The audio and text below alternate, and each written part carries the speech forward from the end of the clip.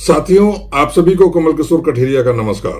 30 सितंबर की रात अर्थात पिछले सोमवार की रात लद्दाख को बचाने के लिए लंबे समय से आंदोलन कर रहे शिक्षाविद व जलवायु कार्यकर्ता सोनम वांगचुक को दिल्ली पुलिस ने हिरासत में ले लिया। सोनम वांगचुक अपने 150 साथियों के साथ लद्दाख से अपनी मांगों को सरकार के सामने रखने के लिए पैदल यात्रा करते हुए दिल्ली आ रहे थे।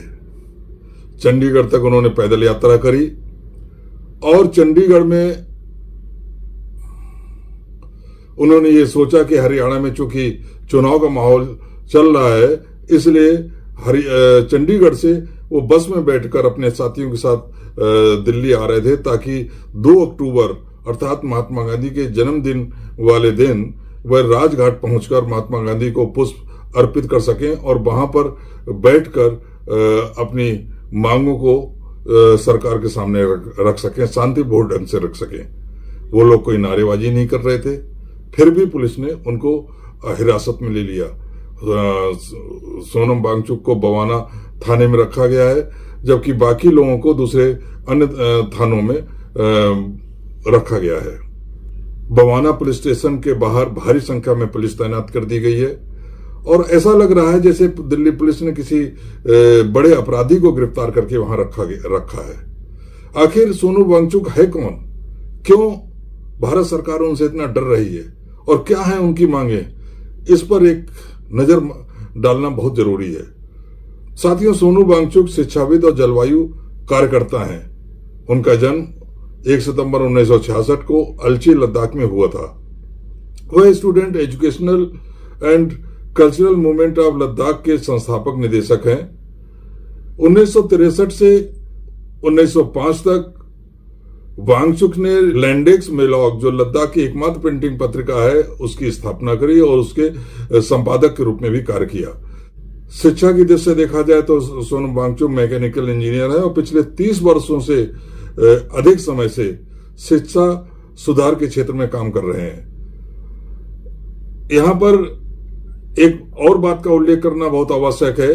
जिन लोगों ने भी 3 इडियट पिक्चर देखी, आमिर खान की 3 इडियट फिल्म देखी है, उसमें वह पिक्चर एक तरीके से सोनम वांगचुक के जीवन से ही प्रेरित थी और आमिर खान ने जो किरदार ने उसमें निभाया था वह सोनम वांगचुक का ही था। इस फिल्म के बाद वह चर्चा में आ गए थे। NIT श्रीनगर से मैकेनिकल इंजीनियर की पढ़ाई करने वाले सोनम वांगचुक शिक्षा में सुधार और लद्दाख और देश के विकास के लिए काम कर रहे हैं। वांगचुक ने कई आविष्कार किए हैं, जिनमें solar heat and military tent, artificial glacier, SECM परिसर का डिजाइन भी शामिल है। ऐसे में समझ में नहीं आता है कि इस तरीके का जो वैज्ञानिक भी है, उच्च कोटि का शिक्षाविद है और पर्यावरण के लिए भी काम कर रहा है, आखिर वो ऐसी कौन सी उसने मांगे सरकार के सामने रख दी जिससे कि घबरा कर सरकार ने उसको गिरफ्तार कर लिया।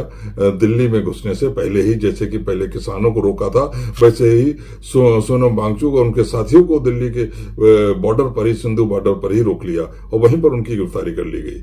आखिर क्या है मांगे सोनम वांगचुक की, जिनकी वजह से जिन्हें पूरा करने के लिए सरकार तैयार नहीं है और सरकार को विवश होकर उन्हें गिरफ्तार करना पड़ा? आइए देखते हैं उनकी क्या मांगे हैं। साथियों, जम्मू कश्मीर अनुच्छेद 370 हटने के बाद राज्य को 2 हिस्सों में बांट दिया गया। जम्मू कश्मीर केंद्र शासित रूप में एक हिस्सा बन गया और लद्दाख को बिना विधानसभा के केंद्र शासित प्रदेश बना दिया गया। इससे उसका विशेष राज्य का दर्जा भी समाप्त हो गया। केंद्र शासित प्रदेश के निर्माण ने उन्हें विधायिका के बिना ही छोड़ दिया, मतलब वहां कोई विधानसभा नहीं है, जिससे वे जो स्वायत्तता का जो अधिकार है उससे भी वंचित हो गए। शासन में, सरकारी नौकरियों में, भूमि अधिकारों में पर्याप्त प्रतिनिधित्व की मांग और 6ठी अनुसूची के अलावा पूर्ण राज्य की मांग, ये सारी मुख्य मांगे हैं लद्दाख के आंदोलनकारियों की, जो कि सोनम वांगचुक के नेतृत्व में आंदोलन कर रहे हैं। लद्दाख में एक और संसदीय सीट को बढ़ाना भी आंदोलनकारियों की मांग है और इन सारी मांगों को लेकर लद्दाख के लोग 2019 से प्रदर्शन कर रहे हैं और 2019 से ही अर्थात प्रारंभ से ही सोनम वांगचुक इस आंदोलन का नेतृत्व कर रहे हैं। और इस संदर्भ में वे मार्च में 21 दिन की भूख हड़ताल भी कर चुके हैं। दरअसल साथियों, बीजेपी ने साल 2019 में अपने चुनावी घोषणा पत्र में और बीते वर्ष लद्दाख हिल काउंसिल के चुनाव में लद्दाख को राज्य का दर्जा और छठी अनुसूची में शामिल करने का वादा किया था, लेकिन भाजपा सरकार इसे पूरा नहीं कर पाई। इसको लेकर लोगों में नाराजगी है और इसीलिए इन मांगों को लेकर सोनम वांगचुक के नेतृत्व में उनके 150 साथी लद्दाख से पैदल यात्रा करते हुए, शांतिपूर्ण ढंग से मार्च करते हुए दिल्ली आ रहे थे, ताकि 2 अक्टूबर के दिन महात्मा गांधी की समाधि पर जाकर उनके समाधि पर फूल चढ़ाकर वो वहां पर बैठकर अपना प्रदर्शन कर सकें, शांतिपूर्ण ढंग से अपनी मांगों को सरकार के सामने रख सकें।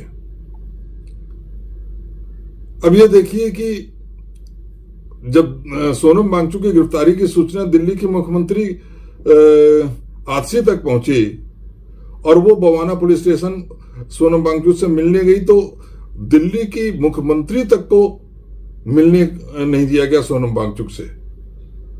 ऐसा लगा जैसे कोई वो अपराधी से मिलने चली गई या किसी आतंकवादी से मिलने चली गई हो। उनके साथ बवाना के विधायक जय भगवान उपकार और आम आदमी पार्टी के कार्यकर्ता भी थे। मुख्यमंत्री आतिशी ने एक्स पर जानकारी देते हुए लिखा कि मैं सोनम वांगचुक जी और लद्दाख के 150 भाई बहनों से मिलने बवाना थाने पहुंची थी, लेकिन दिल्ली पुलिस ने मुझे मिलने नहीं दिया। हिरासत में ली जाने से पहले सोनम वांगचुक ने एक वीडियो पोस्ट भी किया था, जिसमें वे कह रहे थे कि दिल्ली के बॉर्डर पर 150 पदयात्रियों के साथ मुझे हिरासत में लिया जा रहा है और इसके लिए 100 पुलिस वालों को भेजा गया है। कुछ लोग 1000 पुलिस वाला बता रहे हैं। वे आगे कहते हैं कि इस यात्रा में 80 साल से अधिक उम्र के लोग भी हैं, महिलाओं के साथ कुछ सेना के रिटायर्ड लोग भी हैं। आगे क्या होगा कुछ पता नहीं। हम दुनिया के सबसे बड़े लोकतंत्र में बापू की समाधि तक शांतिपूर्ण मार्च पर थे, लेकिन इस लोकतंत्र में हमें वहां तक पहुंचने नहीं दिया गया और रास्ते में ही हमें गिरफ्तार कर लिया गया। कांग्रेस सांसद राहुल गांधी ने एक्स पर पोस्ट करते हुए लिखा कि पर्यावरण और संवैधानिक अधिकारों के लिए शांतिपूर्वक मार्च कर रहे सोनम वांगचुक और सैकड़ों लद्दाखियों को हिरासत में लिया जाना अस्वीकार्य है। लद्दाख के भविष्य के लिए खड़े होने वाले बुजुर्गों को दिल्ली की सीमा पर क्यों हिरासत में लिया जा रहा है?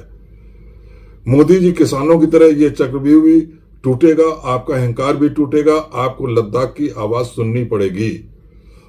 दिल्ली के पूर्व मुख्यमंत्री अरविंद केजरीवाल ने भी सोनम वांगचुक को हिरासत में लेने को लेकर एक्स पर पोस्ट करते हुए लिखा कि दिल्ली में आने से कभी किसानों को रोकते हैं, कभी लद्दाख के लोगों को रोकते हैं। क्या दिल्ली किसी एक शख्स की बपौती है? दिल्ली देश की राजधानी है, दिल्ली में आने का सबको हक है। ये सरासर गलत है। नित्य शांतिपूर्ण लोगों से आखिर इन लोगों को क्या डर लगता है? विडंबना ये देखिए कि जिस दिन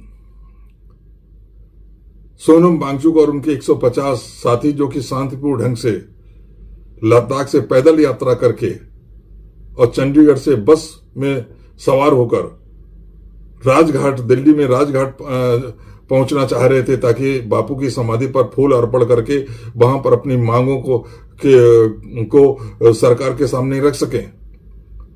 वो कोई नारेबाजी नहीं कर रहे थे। सारा मार्च शांतिपूर्ण ढंग से था। कहीं उन्होंने कोई गलत काम, अलोकतांत्रिक काम नहीं किया, लेकिन उनको तो दिल्ली आने से रोक दिया गया, उनको गिरफ्तार करके जेल में भेज दिया गया और वहीं उसी दिन बलात्कार के जुर्म में सजा काट रहे सच्चा डेरा प्रमुख राम रहीम को रोहतक की जेल से 20 दिन की पैरोल पर रिहा कर दिया गया। अब राम रहीम को पैरोल पर क्यों रिहा किया गया? सबको मालूम है कि जब जब चुनाव आता है, भले किसी को पैरोल पर रिहा ना किया जाए, लेकिन डेरा सच्चा प्रमुख राम रहीम को पैरोल जरूर मिलती है, ताकि वह अपने क्षेत्र में जाकर राजनेताओं के लिए वोट का प्रबंध कर सके। हरियाणा में कम से कम 35 से 40 सीटें ऐसी हैं, विधानसभा सीटें ऐसी हैं जहां पर डेरा सच्चा सौदा का प्रभाव है और राम रहीम के समर्थक वहां रहते हैं। और इसीलिए राम रहीम को 20 दिन की पैरोल दे दी गई। उसमें किसी को कोई भी खराब नहीं लगा, किसी को कुछ भी शर्म नहीं लगी। लेकिन एक शिक्षाविद, वैज्ञानिक और समाज के लिए, जलवायु के लिए काम करने वाले सोनम वांगचुक और उनके साथियों को गिरफ्तार कर लिया गया। उनको दिल्ली में जाने से रोक दिया गया, जबकि वो उनका लोकतांत्रिक अधिकार है। शायद इससे बड़ा शर्मनाक दिन भारतीय लोकतंत्र के लिए कोई नहीं होगा। जय संविधान।